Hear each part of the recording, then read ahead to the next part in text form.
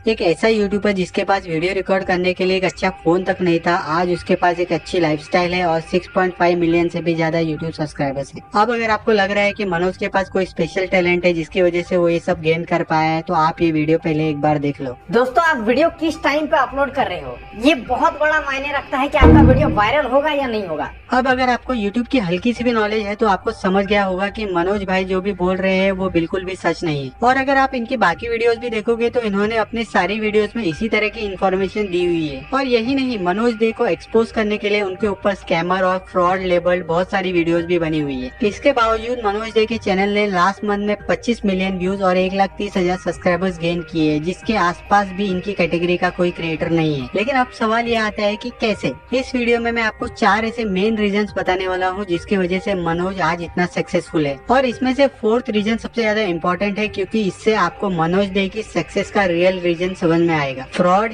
या मास्टरमाइंड। तो सबसे पहला रीजन है less competition advantage. Manoj day ने जब अपना चैनल चालू किया तब उसकी नीश में कुछ गिने चुने ही क्रिएटर्स थे और काफी लोग थे जो उस वक्त यूट्यूब पर आने की सोच रहे थे। सो ऑब्वियसली डिमांड ज्यादा थी और यूट्यूब पर वीडियोस कम। और एक सक्सेसफुल यूट्यूबर बनने के लिए यही चाहिए होता है। लेकिन अब आप बोलोगे कि ये लेस कंपटीशन एडवांटेज तो बाकी क्रिएटर्स के पास भी था, तो सिर्फ मनोज डे का चैनल ही इतना फास्ट क्यों ग्रो हुआ। तो इसका रीजन है मनोज डे का कंटेंट। मनोज डे अपने चैनल पर ऐसी वीडियोस बना रहा था जो बाकी क्रिएटर्स को लॉजिकल नहीं लग रहा था, जैसे कि टाइटल कैसे लगाए, टैग्स कैसे लगाए, एंड स्क्रीन कैसे लगाए। और इसी रीजन की वजह से मनोज डे के पास लार्जर ऑडियंस आ रही थी और उस टाइम की ऑडियंस को इस टॉपिक के रिलेटेड ज्यादा नॉलेज नहीं थी। तो मनोज डे जो भी बोलता उसे लोग सच मान लेते थे और उसे फॉलो कर लेते थे, जिसकी वजह से मनोज की वीडियोस बहुत चलती थी। अब मनोज ऑडियंस को तो सेटिस्फाइड रख रहा था, पर उसे यूट्यूब को भी सेटिस्फाइड रखना था, जो कि वो कर रहा था हमारे सेकंड पॉइंट से, जो कि है कंसिस्टेंसी। मनोज डे को स्टार्टिंग से ही सक्सेस नहीं मिली थी। उसने अपने चैनल पर स्टार्टिंग में 100 से भी ज्यादा टेक वीडियोस बनाई जो कि चलती भी नहीं थी। मनोज डे कई बार अपने चैनल पर एक दिन में 5-5 वीडियोस डाल देता था, जबकि उसके बाकी कॉम्पिटिटर्स ढीले पड़ गए थे। और इसी कंसिस्टेंसी की वजह से उसकी सक्सेस आई जब उसने how I shoot my YouTube video वाला वीडियो बनाया जो वायरल हो गया। उसने अपनी इस वीडियो में अपना यूट्यूब स्ट्रगल दिखाया, जहाँ वो अपनी सीढ़ियों में बैठकर यूट्यूब वीडियोस रिकॉर्ड करता था, जिससे काफी लोग मोटिवेट हुए और खुद को रिलेट भी कर पाए। अब सवाल ये है कि बाकी कॉम्पिटिटर्स भी ये कर सकते थे, तो उन्होंने ये क्यों नहीं किया। और मनोज डे ऐसा क्या स्पेशल कर रहा था जो वो इतना ग्रो कर गया। मनोज डे अपनी वीडियोस में रॉन्ग इन्फॉर्मेशन दे रहा था और उसकी वीडियोस की क्वालिटी भी बहुत लो थी, बट वो एक ऐसी चीज कर रहा था जिसका उसके बाकी कॉम्पिटिटर्स उतनी अच्छी तरह से यूज नहीं कर रहे थे। वो था क्लिकबेट। अगर आप मनोज के थंबनेल्स को अच्छी तरह से देखोगे तो आपको दिखेगा कि मनोज अपने थंबनेल में सस्पेंस अच्छी तरह से जनरेट कर लेता है, यानी कि वो ऑडियंस की फीलिंग्स के साथ अच्छे से खेल लेता है। मनोज अपने थंबनेल में आसानी से एक्साइटमेंट, सिंपैथी और फियर क्रिएट कर लेता है, जिसकी वजह से